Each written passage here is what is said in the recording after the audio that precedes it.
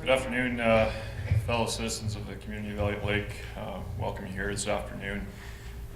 Welcome to the press in the gallery, to rear the auditorium. Just a reminder, please, with all due respect, please ensure your cell phones are turned off or your pagers are turned off or put on vibrate.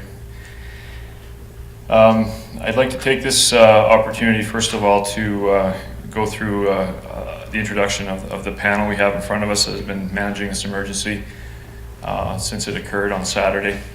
For the purposes of the press, I will ask each member to give their name, their status with the organization or the organization they are with, and that way you will have the spelling of their names, and we won't need to go through that process afterwards.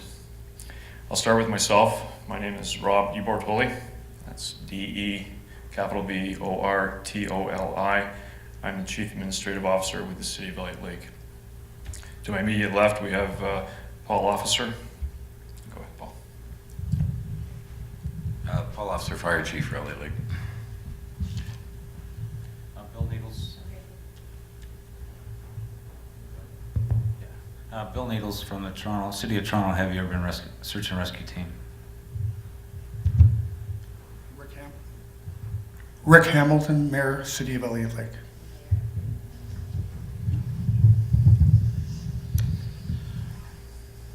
Inspector Percy Jollymore, I'm the Detachment Commander for East Algoma Detachment, and I'm also the Incident Commander for this event. Henry Alametric, Algoma EMS Chief. I work for the Algoma District Services Administration Board. Okay, as the previous conferences have gone, we'll follow the same format. There's a couple of prepared statements, some information to come forward as a result of the new information that's being brought forward with respect to the accident at the mall. Once that information has been provided to the members of the public here, we will conduct our question period with the press. Again, I ask you to be respectful with your questions. We will be addressing them one at a time. There are microphones I see set up on both sides of the auditorium. I would ask that you kindly go to the microphone. When you're posing your question, please state your name and the company you're representing, and we will try to answer your questions as best as we can. One word of caution I just want to put out to you before we begin this is that the recent turn of events have happened at a very rapid pace. We are still gathering much of the information that we need to address the situation, so please bear that in mind. With that, I will turn it over to His Worship Mayor Hamilton. Thank you for coming out this afternoon. On January 25th at 3 p.m., the emergency management team of the City of Elliot Lake met and received a briefing from the leaders of the emergency teams on site. Due to this information received, this press conference was moved from 9 p.m. until today at 5 p.m. I'd like to let other members of the team provide you with information germane to this meeting.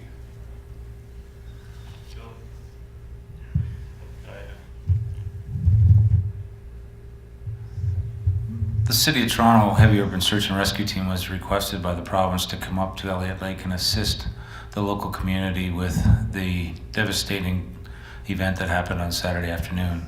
We arrived on the scene Sunday morning and began to assist the local emergency services with what we do as our area of expertise, and that's heavy urban search and rescue. When we did our initial size-ups and assessments of the building with our own engineer, we determined that this was a very unsafe and very unstable premise, and that it was going to take severe amounts of preparation and professional skill to make this building accessible to the search teams to enter to provide the rescue that was required of the individuals that at that time were in the building. Over the last couple of days, the integrity of the building has deteriorated. I've mentioned that a couple of times at previous press conferences that the area towards the south end where the escalators and the stairs was a severe risk, and that there was a major piece of concrete that had fallen on top of that. Well, over the last 2 days, this piece of concrete has added a severe amount of stress to that structure within the building.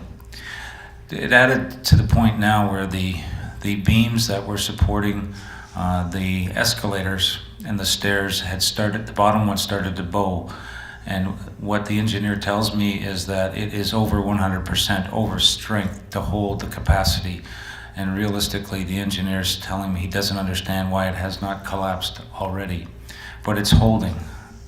What that says and what that does is it made the determination that the building is unsafe and totally unsafe. We've been going through and trying to recover and rescue inside to the point where we tried a couple of different avenues, and they've all proven to be unsuccessful because of the devastating and the instability of the areas we entered.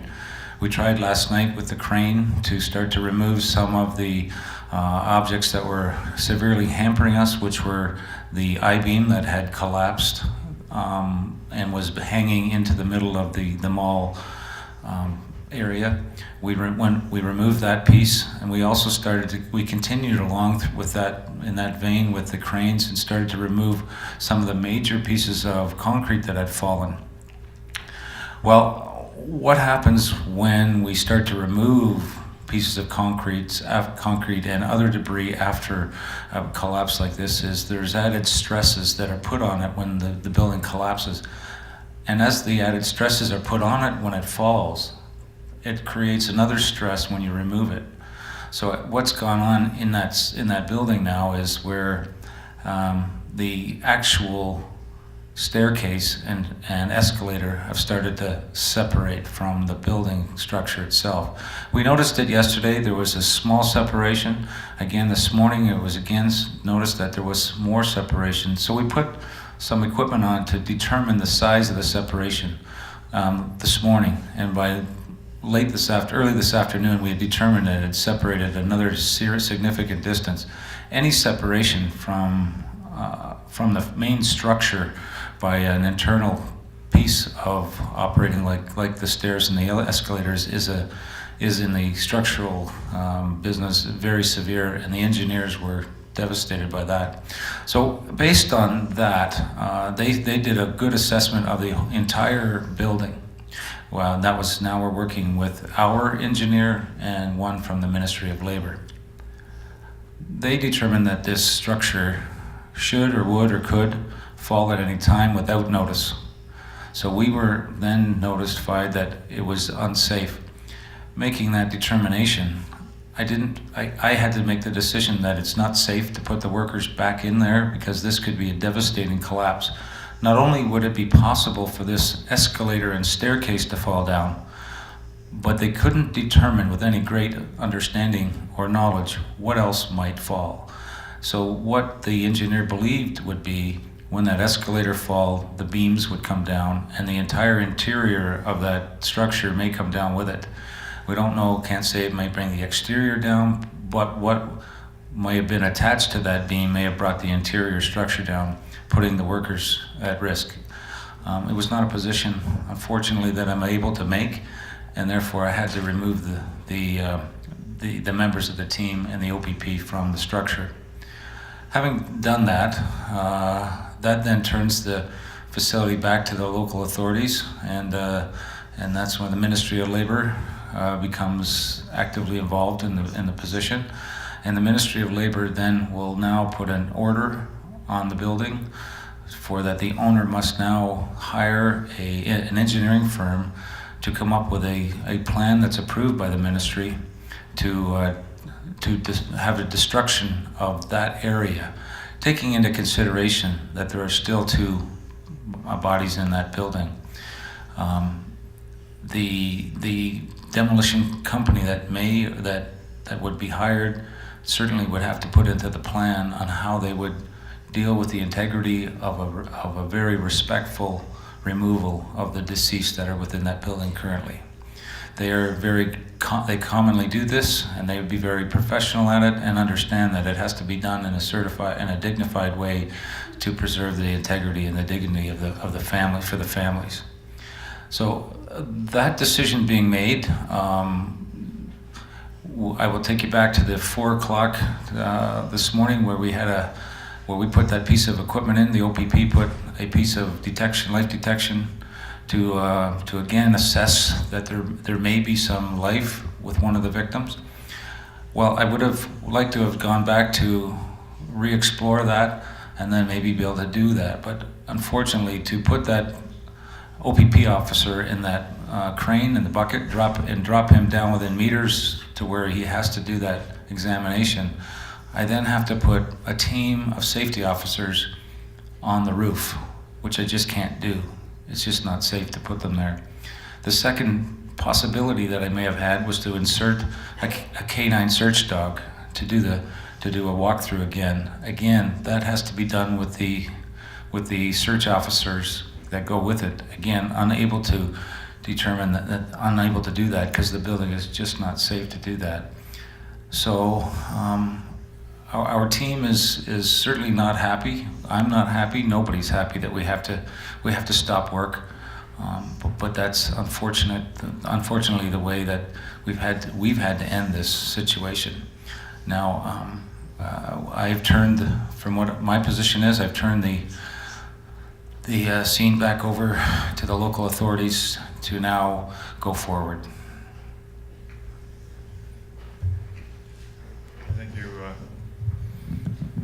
Thank you, Bill. Okay, we will begin to entertain questions from the media at this particular point in time, and as we followed the process, once the media has concluded their questioning, we will ask any member of the public who has a question, a comment, or a concern to raise. Please feel free to do so. If the media so wishes to ask any questions, please proceed to the mic. I will acknowledge you. Just remind you to please state your name and the organization that you're with. Go ahead, It's please. Lorenda Redikoff with CBC News. So, just to be clear then, how many people do you think are in there who are deceased? Mr. Needles? Person. Or Sorry.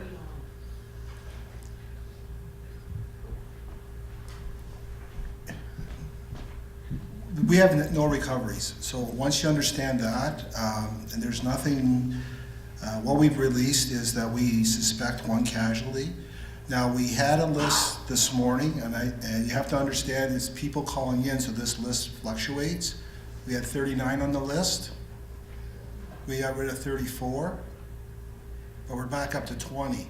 But we do have 2 names that are consistent with people normally in the mall at that time and their vehicles there on site. So we have those 2 names, and that's something that has been on, their names have never disappeared off the list. there are a number of vehicles on that rooftop parking lot. So how many of those vehicles have people who aren't accounted for? Just the 2. Just the 2? All the rest have been accounted for. Okay. All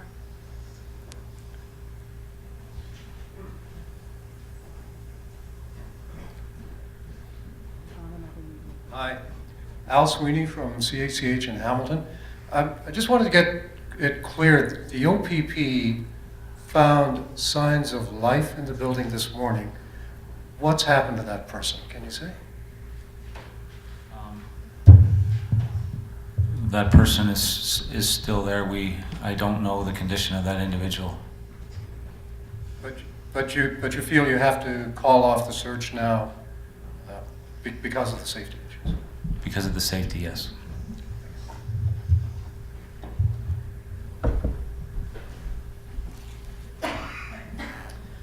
I'm Corey Rowe from Moose FM. I don't know if you'll be able to answer this at this point, but maybe based on experience, just for clarity, the condition of the building, is it correct to say that it's basically is condemned a good word that the public might understand? And when you, and just to follow up, when you mentioned that the demolition team would likely be coming in? Is it for certain going to be coming in? And does that mean the whole building will be demolished or just a section? That I can give you an assessment. I don't know the answer how that will play out. The Ministry of Labor will issue an order that will require the owner to put a plan together through a structural engineer on how a certain part, or a specific part of the building will be demolished, because that is dismantled and because it's unsafe. If, as far as the rest of the complex goes, that would be something that a structural engineer would need to determine. Can I do a follow-up? Yeah, sorry. Based on your experience, what do you imagine might be that time before we would know when the Ministry of Labor, obviously it's a process, but do we have an idea of how long that process will take? I do not know how long that process takes. It's the ministry issues the order. I think if this would help, Corey, you have to understand that the coroner's office is now involved, and so is the Ministry of Labor. So these are, the legalities of how these processes are going to move ahead. We just don't know yet because we can't speak on their behalf. We're just giving you the news as it's unfolded today. Absolutely. I have one more question. We all understand you're not able to confirm more than the 2 people that you've already confirmed, one likely already deceased, one possibly still alive. Amongst the community, people are talking amongst themselves that they believe other people are in there and missing. Pardon me. So could you just clarify for those who might be worried and feeling terrible about it that this demolition team, when they come in, I did hear you say they take great care to move around bodies as required. I'm so sorry to be so graphic, but is that this team was going in there maybe with the idea then that there are more than 2 people? I guess that's what I'm trying to get at. Are they going in there with the understanding that there's a possibility that there are many more than 2 people in there? Are you meaning that when the building's dismantled? Yeah. How does this crew how are they notified, and will they be notified that people believe there are more than 2 people in there? From my experience working with some of the more reputable demolition companies, they're very experienced in dismantling buildings where there is suspected bodies to be recovered, and they know exactly how it's rather a slow process because they do it with dignity, and they just don't take the wrecking ball and go in there and knock it all down. They do it piece by piece, very intently and very respectfully. Okay, thank you.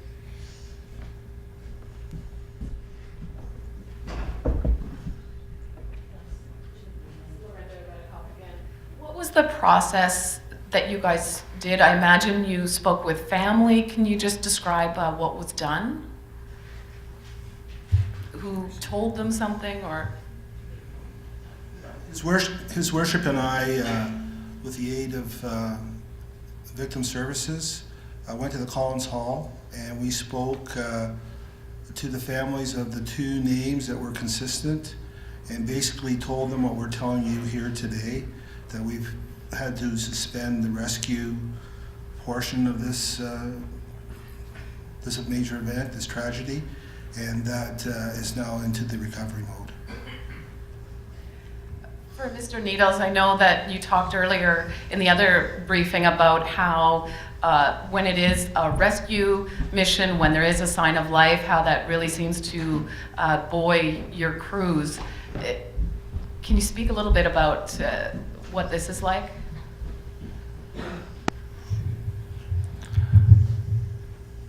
When I actually got the call, when I stepped out from the last press conference to take a phone call, that was the information I was given. When I returned back to the site, several of the members were visibly upset. Tears were coming out of 1 or 2 of their eyes. This is not an easy decision that gets taken lightly.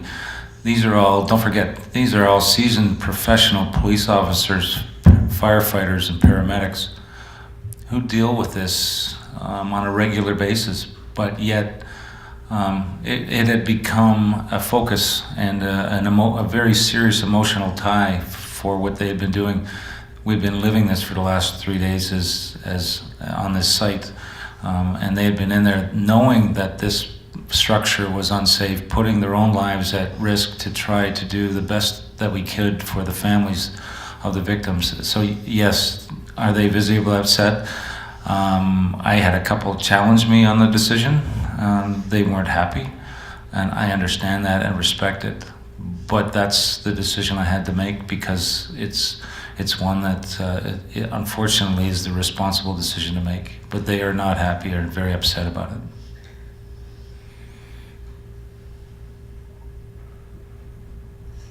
Thank you. Do we have any further questions from the media?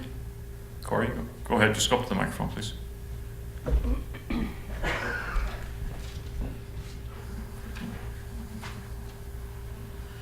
As far as confirming people who are in there, again, I know you can't do that. I just have one follow-up question in that regard.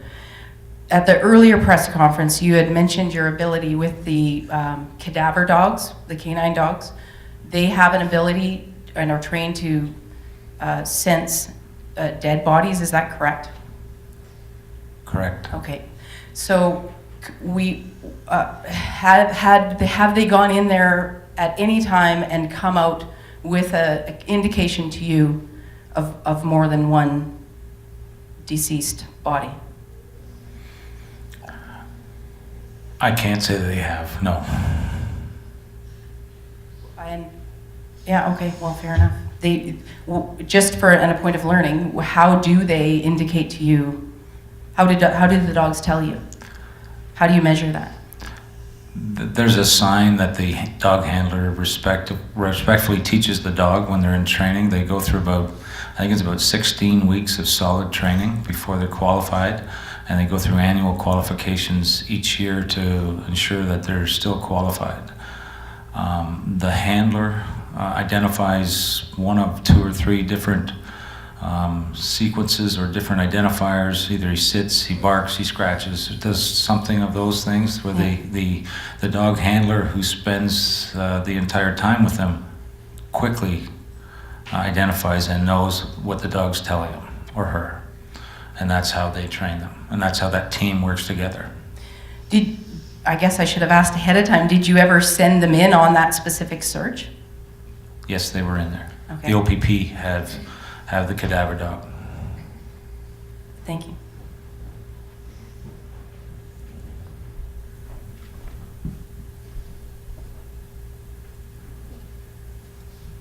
Okay, seeing that there are no further questions from the media, I will ask if there are any from the public.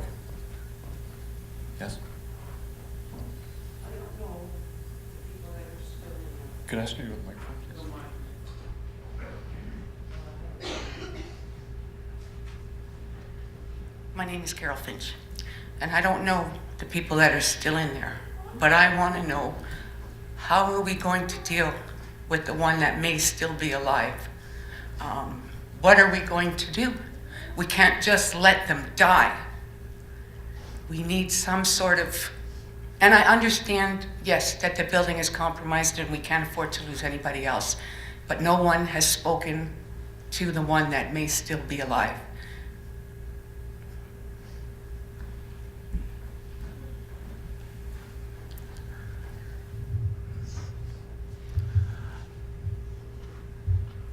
I understand that it's not an easy process, and let me tell you, it's not an easy decision. I don't have the wherewithal to go any further on the rescue mission. Neither I have the training nor the equipment, even if it was brought in. The integrity of the building would not allow a safe, direct access to it. I really can't give you the answer you're looking for, other than to say that we're unable to continue, and respectfully that that is the only legal option that I have.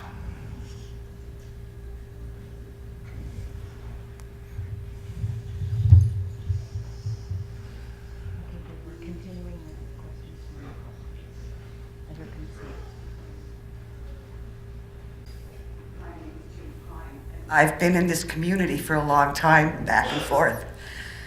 And I understand what Mr. Needles is saying, but we come from a mining town where mine rescue never gave up on their people, and it didn't matter how bad it was. They stuck it out. They were there. Mr. Hamilton, you know that. You never left a man underground, ever. They made sure they got those men out. And they did everything in their power. And if Mr. Needles can't do it, why can't we get a mine rescue team in here? Sudbury has already said they would send people. Timmins has said they would send people. Why can't we do that? Can someone please answer that? You can't let them die.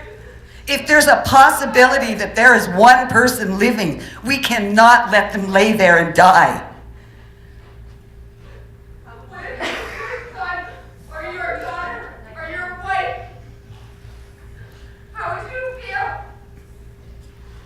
Mr. Hamilton, is there any possibility of getting a mine rescue team in here to help out?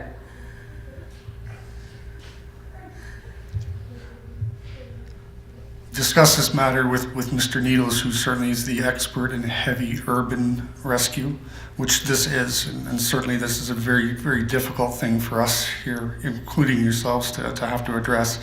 I'm not certain, nor would I be certain, a mine rescue team could do as good a job or a better job than Mr. Needles, so I'm certainly going to have to depend on the experts to tell me whether or not that is the case. And certainly at this point, when we deployed the heavy urban search and rescue team, it's because it was a heavy urban search and rescue. We have the experts right here. And it's very, very difficult to sit here and to hear what they're telling us. It's very, very difficult. And we've had that chat. So, Mr. Needles, I mean, I can't answer that question, but certainly all I can say is the men and women who worked at this event through the heavy urban search and rescue, including all of our emergency service workers, have given it absolutely their all. And I would have to default to Mr. Needles with respect to the expertise to actually do that kind of work. So, Mr. Needles.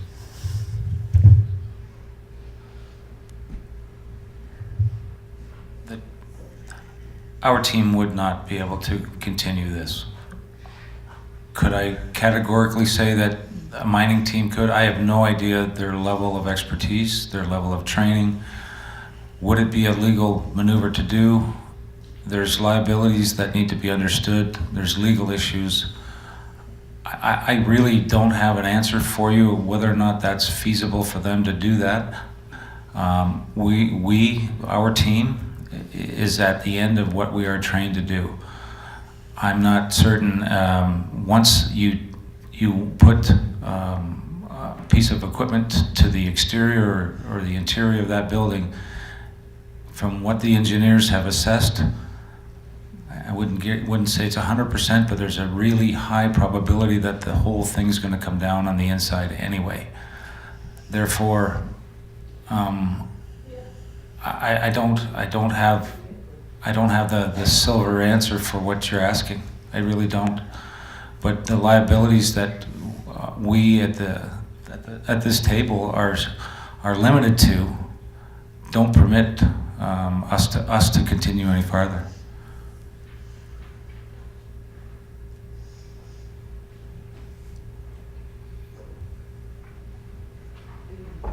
Another community member is now. My name is Vince. This is just a follow-up to that. Will the city, I understand that legally you can't continue, but will the city look into every possible, like, will they look into a mine rescue or every possible thing, or are we just moving to a demolition? Yeah, Mr. DiBertoli, we've had that discussion, so I'll ask him to respond to that. Yes, we will explore all viable options. Obviously, we're not prepared to quit on this either. But again, as Mr. Needles has referred to, there are certain limits and legalities that we have to be respectful of, and you know, we can't be putting more lives at risk unnecessarily, because we've been given some very substantial information that indicates the precariousness of the whole situation, being that structure is very unstable, and we don't want to we don't want to be having any more press conferences to discuss any further numbers. This is hard enough to deal with what we're dealing with at this particular point in time.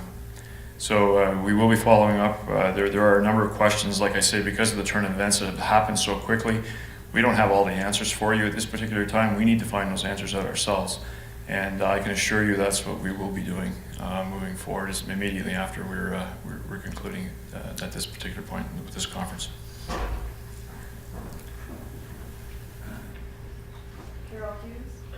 Carol Hughes, Member of Parliament. I know how difficult this has been on all of yous, and want to just say that, you know, we appreciate everybody who has assisted so far, and we know that it's not over, that we still have a lot of work to do. It's a very difficult time for the community. I have lived here for 27 years, just 26 years, prior to becoming a member of Parliament, and know that this has been the heart of the community. It was the gathering place for many, and it's very difficult to accept the fact that this decision has been made, but we know that we can't risk anybody else either. And I know that, you know, I certainly am not the one that would want to be in your shoes and having to have made that decision.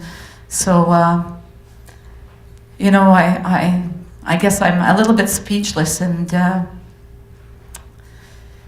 know that our thoughts and our prayers are with the families and the colleagues and the community that has all been impacted by this. I've been getting emails from all across the riding and across Canada. Thomas Mulcair certainly has been attempting to reach the mayor, but understands how difficult it's been. And I know that the federal government sends its regards with everything that's been happening here. I guess that all I can say is, you know, God bless us all, and we're just going to have to support each other through all of this. There's still much work to do, and we still need to support each other. So thank you. Thank you, Carol.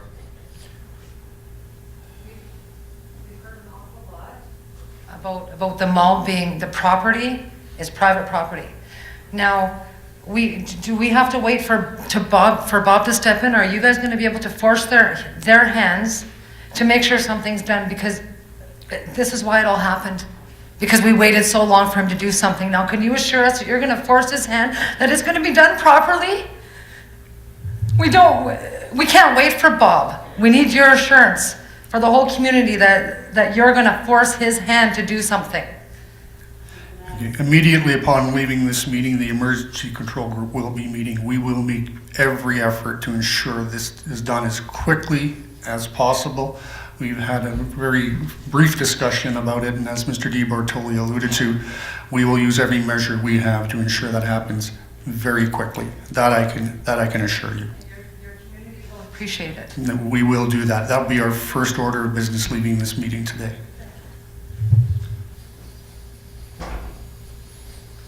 Any further comments?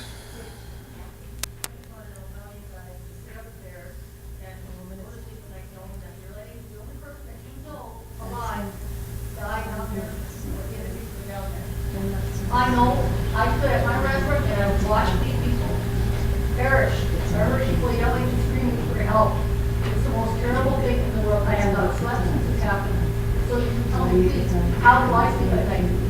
Knowing that now we know that the only person out there is going to die because we can't get it. I understand, and I know it's okay, and I really understand that, but tell me, how can anybody sleep at night knowing that the only person out there is going to die because we can't choose each other? It's just not fair. It's not fair.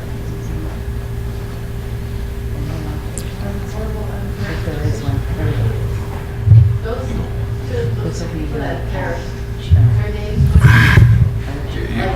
you're feeling the same way we all are. I can tell you from the onset of this incident, when we originally responded, we scoured and went thoroughly over that rubble. We dug as many holes as we could.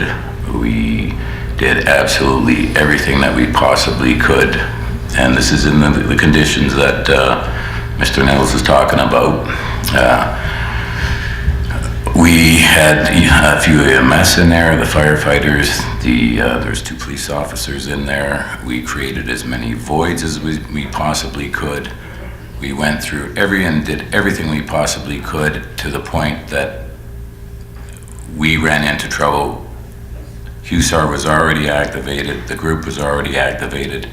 We continued, it got to the point, as he is saying, so we pulled our men back. We continued to have 1 firefighter in there. We had a camera, that individual going through with the camera to continue to probe holes and to try and move this thing forward. When this news developed and came through, we searched every option that we possibly could to keep this moving forward in a positive method, and we're going to continue to move forward as soon as this meeting's finished. But when you have some of the best in the world telling you that we cannot go any further, they've exhausted all of it. Mr. Zario or whatever the hell, they have him here removing that shit. He's the one. He's there in the streets, so help me, help me, help me. That cow who is in the back room being protected by all you guys. I know I seen him. Can you guys obviously say that there's only 2 people? Because there's only 2 people there, that doesn't necessarily mean there's only 2 people there. There's bus services. I worked at the restaurant that watched that kiosk, came in, and I know there's a hell of a lot more than what. That's all we have. We have nothing.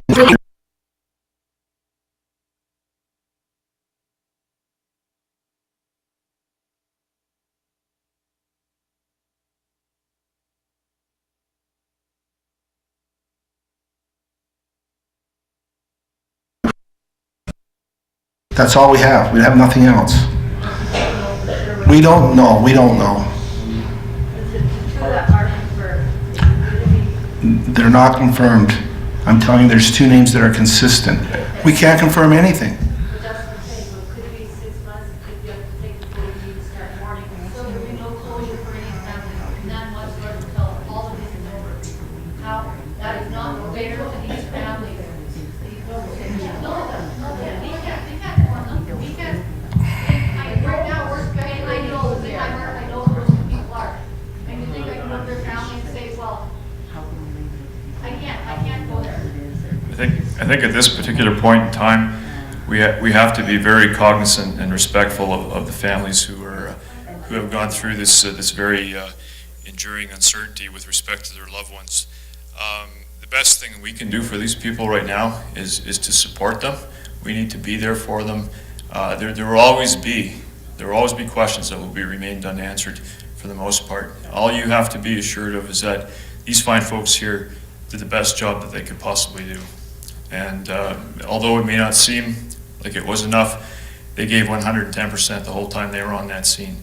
And what we need to do now is rally as a community.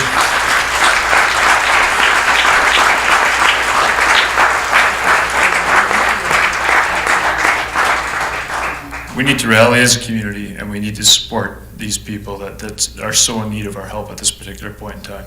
So I'd like to conclude this by just offering my thoughts and my prayers to the families who have to endure this uncertainty over the last few days that we've had to deal with this tragic event.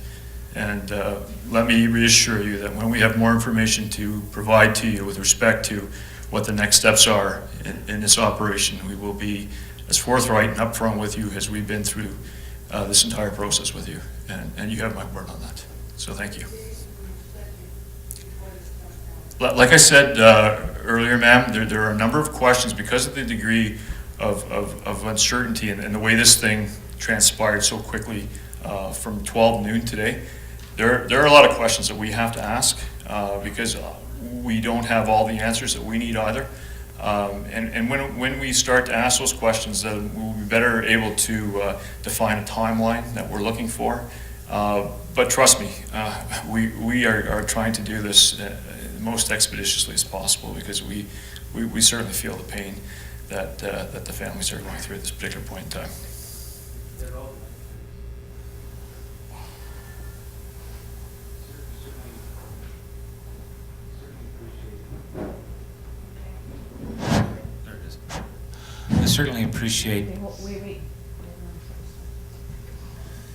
I certainly appreciate your comments and your thanks. I will certainly relay back that to every one of our members. What I will say is, we're from the big city, the center of the universe, all of that. Coming here to your town to observe what the community that you have has banded together and put forth to receive us, to assist you. I will tell you, you should be very proud and honored of your fire service, your ambulance service, and your police service in your community. They have done a stellar job to support us, to work with us, to do anything that they could do to help you. And I just met your mayor for the first time. Real stand-up man. He's here for you. Mr. DiBartoli the same. We got to see in a few small days what a small town can really do, and it's something I will take back to the big city and cherish. And I just wanted you to know that you should be proud of how you've banded together and supported each other, and I expect that will be something you will do going forward to make this come to fruition at the end. And I thank you.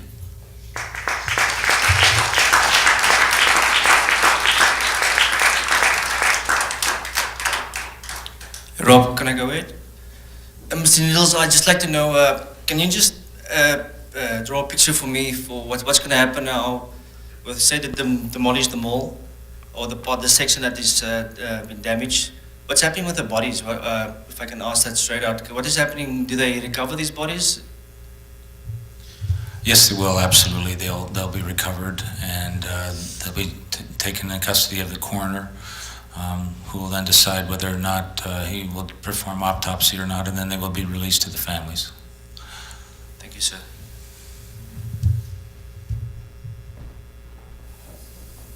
Okay, thank you, folks.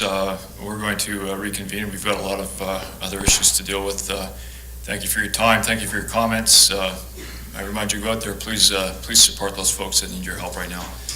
And we'll be in touch with more information.